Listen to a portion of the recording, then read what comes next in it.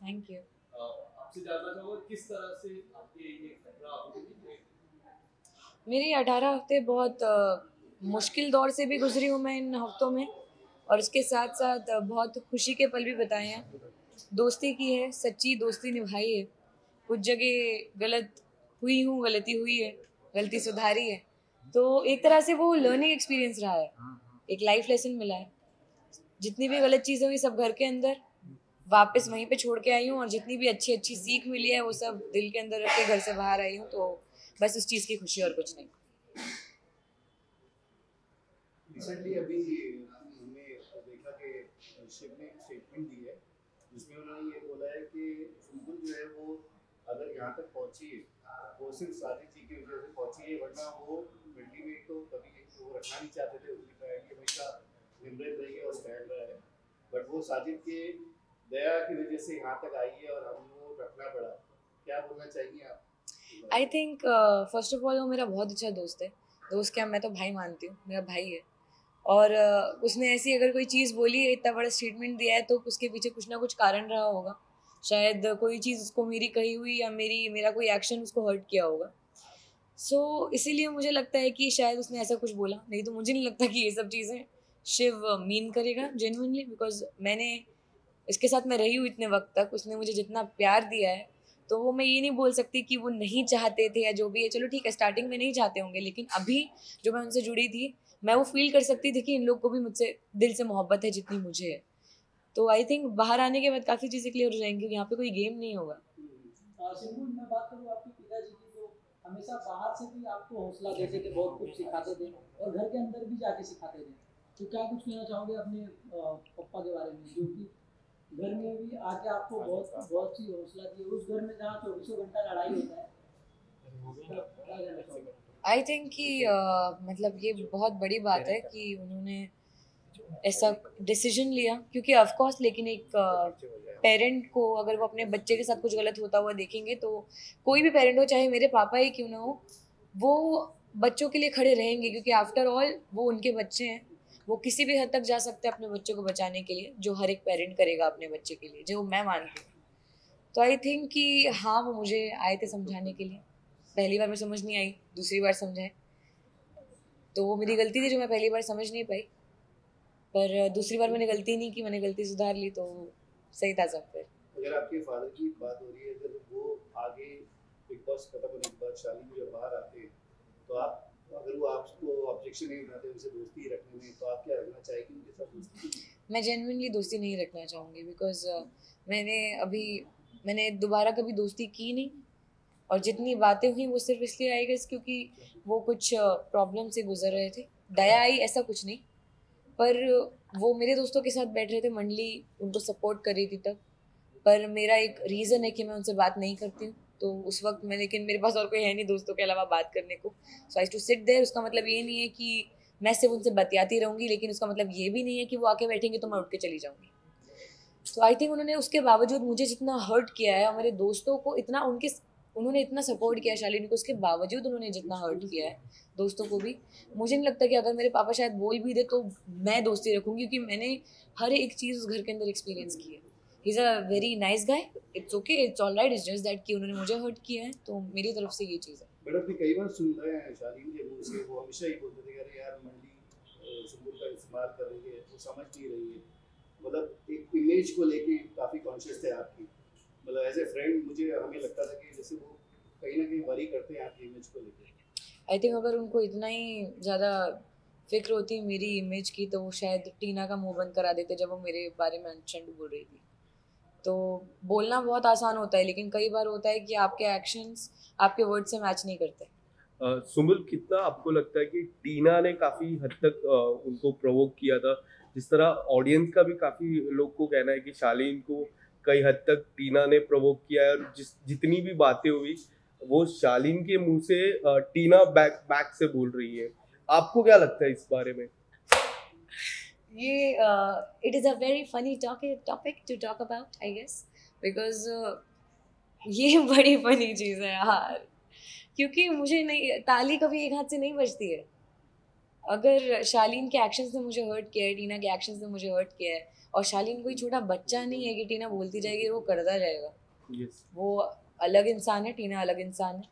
हाँ, कुछ चीज़ें उनके रही होंगी, उनके आपस में कान भरना, शालीन कान के कच्चे हैं ये मैं मानती हूँ, वो मान जाते हैं, बातों में आ जाते हैं, पर ठीक है। नहीं नहीं, ओके। आपको नहीं लगता कि जेन्युइनली मंडी जो ग्रुप है उन्होंने आपका कहीं ना कहीं इस्तेमाल किया है, क्योंकि हर बार आपका मजाक उड़ाना आपके फादर को लेके, आपके डांस मूव को लेके, कहीं ना कहीं इन चीज़ों को लेके, मतलब एक ये होता है ना कि बुली करना आपको हमेशा करना, आपकी इमेज कहीं ना कहीं इस चीज़ का आपको नहीं लगता कि कहीं ना कहीं वो मतलब मेरे हिसाब से बुली एक बहुत बड़ा शब्द है। ये बुली करना वो एक बहुत गलत चीज़ हो जाएगी, बहुत नेगेटिव शब्द है ये। पर मैं इतना कहना चाहूँगी कि मैं उस घर के अंदर रही हूँ, मैंने देखा है कि अंदर कैसा माहौल होता है, कैसा एनवायरनमेंट होता है, कितनी नेगेटिविटी होती है झगड़ों के चलते, एक दूसरे की शक्ल नहीं देखना, एक दूसरे को बुरा भला बोलना। तो मैंने वहाँ पे रहते हुए वो चीज़ें देखी हैं, वो चीज़ें फील की हैं, इतनी नेगेटिविटी अपने पास मैंने पहली बार फील की है।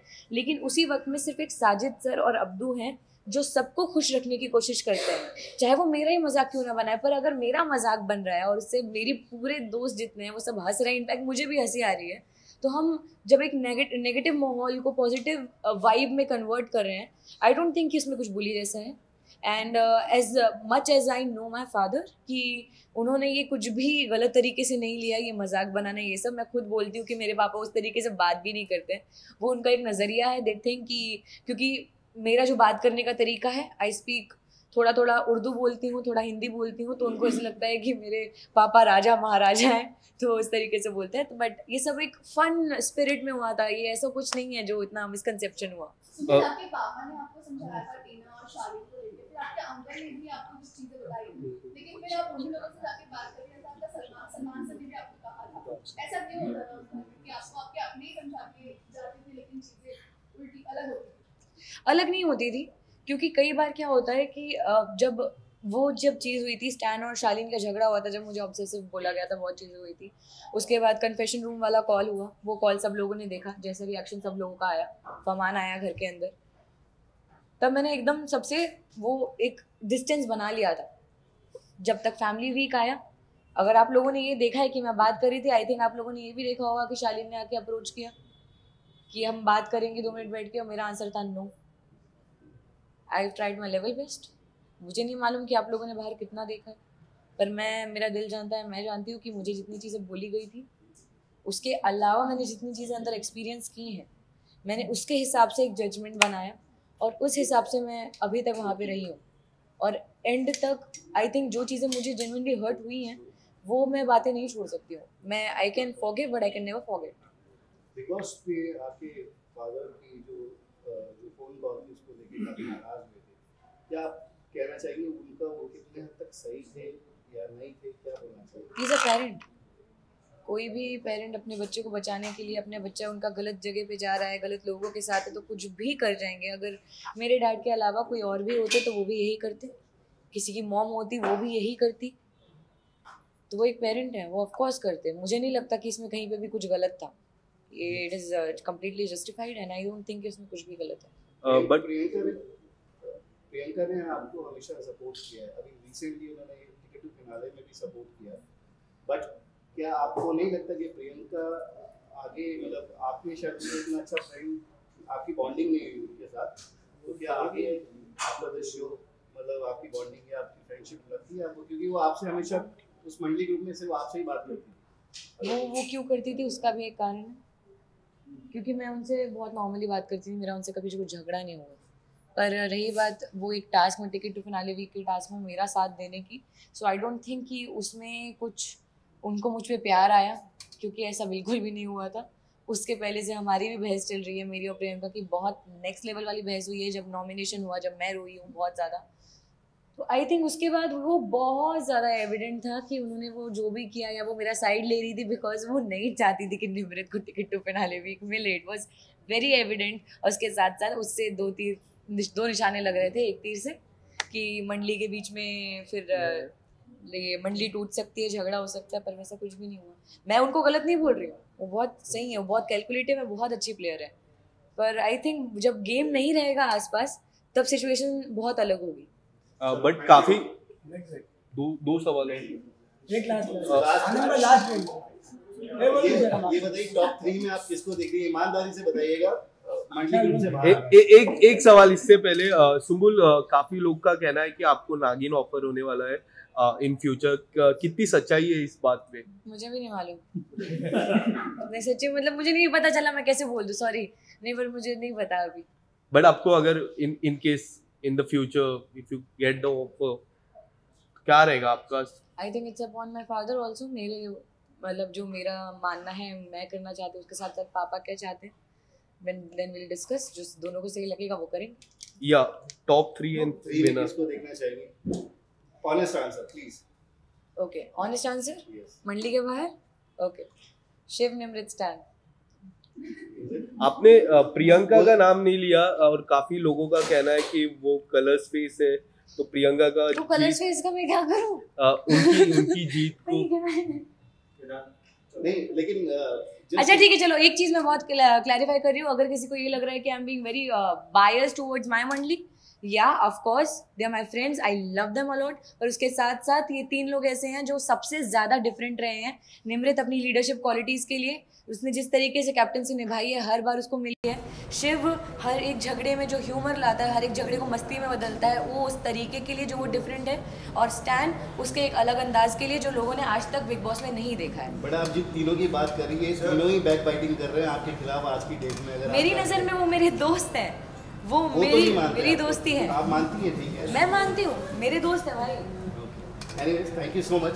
सुम्बुल, आपने विनर का नाम नहीं लिया। स्टैन। Thank you. कुछ फर्क पड़ा क्या?